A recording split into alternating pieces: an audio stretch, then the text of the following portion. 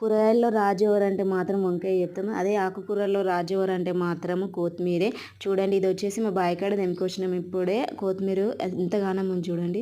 ఇప్పుడు వచ్చేసి ఇవి లైన్గా పెట్టాలి కొత్తిమీర. అంటే మబ్బుల బస్కి వెళ్ళాలి కదా, అప్పటికల్లా లైన్గా పెడితే అయిపోతుంది. నాకు తెలియక కొత్తిమీర ఏం చేసిన అంటే ఫస్ట్ కొన్ని వాటర్లు అద్దితే ఇది ఖరాబ్ అవుతుందంట కొత్తిమీర పంట ఈట. అందుకే వాటర్లు అద్దద్దని చెప్తుండ్రు. వాటర్లు అద్దకుండా జస్ట్ లైన్గా పెట్టమని అనిండే.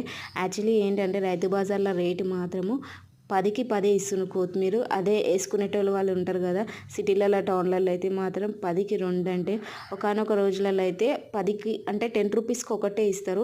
అసలు ఒకటి ఎక్స్ట్రా ఇవ్వమంటే ఇయ్యరు. ఎంత మంచిగా ఉన్న కూర ఈట మాత్రం రేట్ అయితే అస్సలు పోదు. ఎంత మంచిగా ఉండని రేట్ అయితే నిజంగా అసలు రానే రాదు. మధ్యలో ఉంటారు చూడు బ్రోకర్లు, వాళ్ళకే వస్తుంది రేటు. ఇట్లా రైతులకైతే అస్సలు రాదు. ఇది చూడండి ఎంత ఫ్రెష్ ఉంది కదా. ఒక్కసారైనా సరే కొత్తిమీర చట్నీ వేయాలి. అసలు నేను ఎప్పుడు ట్రై చేద్దామన్నా నాకు ఎందుకో కొత్తిమీర చట్నీ రాదు. ఇంకా నేనైతే మాత్రం చేస్తుంటే ఇంకా మా పుష్ప వచ్చి హెల్ప్ చేస్తాను అని అంటుంది.